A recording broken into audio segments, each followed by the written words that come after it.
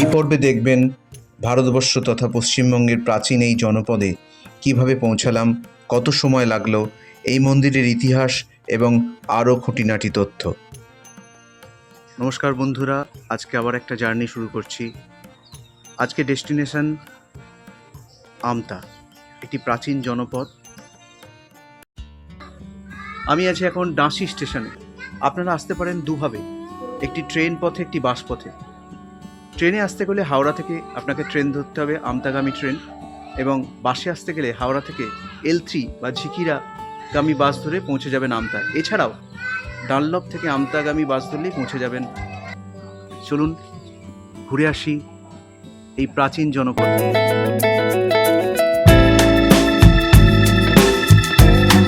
আমি ট্রেনে উঠে পড়লাম।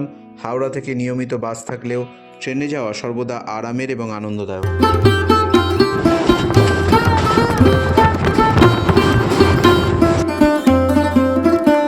এই স্টেশনটি মহেন্দ্রলাল নগর বিখ্যাত চিকিৎসক Indian association for the cultivation of সায়েন্সের প্রতিষ্ঠাতা এবং ঠাকুর শ্রী রামকৃষ্ণের চিকিৎসক মহেন্দ্রলাল সরকারের জন্মভূমি। এই স্মৃতির উদ্দেশ্যেই এই স্টেশনের নামকরণ।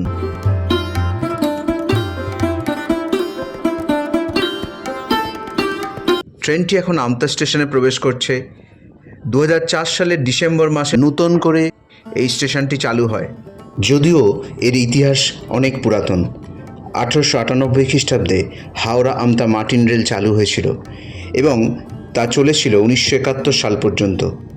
প্ল্যাটফর্ম থেকে নেমে চলুন বাম দিকে টিকিট ঘরটা দেখে আসি।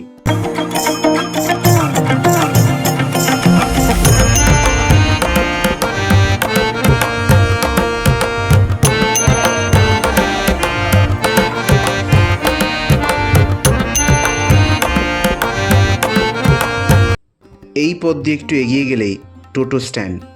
মাথা পিছু এরা কখনো 10 টাকা নেয়, কখনো 20 টাকা। 5 জন মেলাইচন্ডী যাবে। টোটো স্ট্যান্ড, এখান থেকে টোটো পেয়ে যাবেন আপনারা। হাওড়া আমতা রুটের বাস, তাই বাসে এলে এখানে নেমে পড়বেন। এখান থেকে টোটো ধরতে পারেন অথবা 15 মিনিট হাঁটলেই মন্দিরের সামনে পৌঁছে যাবেন।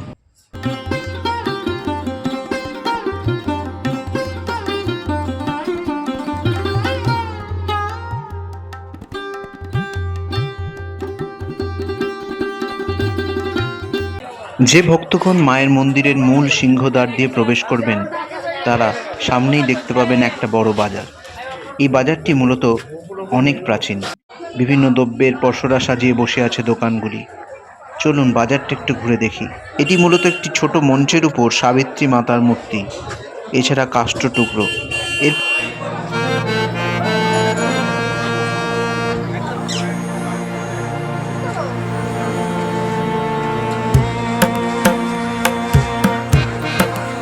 মূল রাস্তা দিয়ে এগিয়ে যাবেন, এটি মায়ের জলাধার, আর ওই যে মন্দিরের সিংহদ্বার। মন্দিরের সিংহদ্বারের দিকে যখন প্রবেশ করছেন তখন আপনার বাম দিকে পড়বে পুজো সামগ্রীর দোকান। এখানে ডালার মূল্য ন্যূনতম 50 টাকা। এছাড়া আপনার ডান দিকে ফুলের দোকান পেয়ে যাবেন।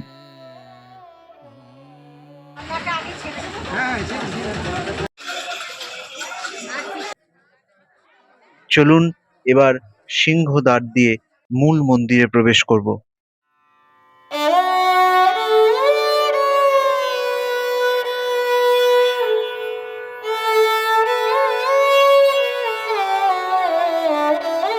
আমি এখন উপস্থিত হয়েছি আমতার মেলাইচন্ডী মন্দিরে।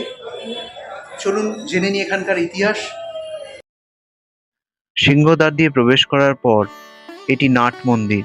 নাট মন্দিরটির শিল্প নৈপুণ্য কিছুটা দক্ষিণ ভারতীয় অনুকরণে নির্মিত। দূর থেকে যে ভক্তরা আসে তারা নাট মন্দিরে বিশ্রাম গ্রহণ করেন। নাট মন্দিরের ডান দিকে আটচালা শৈলীতে নির্মিত দুর্গেশ্বর শিব মন্দির। মন্দিরটি আটচালা শিল্পরীতির একটি অন্যতম নিদর্শন।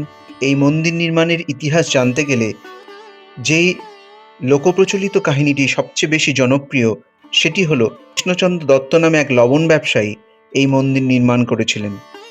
মা মেলাইচন্ডীর সৃষ্টির রহস্য নিয়ে কিছু মতান্তর আছে। অনেকে মনে করেন হিন্দুদের 51টি সতীপীঠের মধ্যে মা মেলাইচণ্ডী একটি, কিন্তু একটি প্রচলিত মত হলো সতীমাতার বাম পায়ের মালাই চাকি থেকেই মা মেলাইচণ্ডীর সৃষ্টি।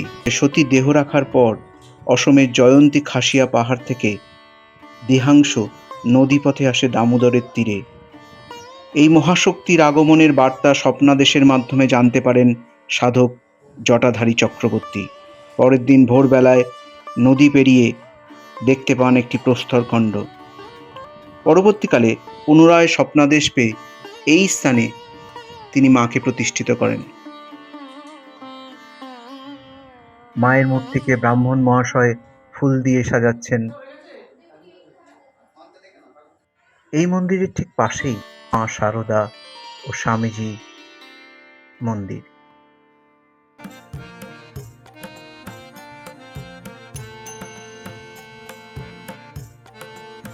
মন্দির থেকে বেরিয়ে এটি ধূপবাতি জ্বালানোর স্ট্যান্ড, পাশেই পানীয় জলের ব্যবস্থা করা আছে।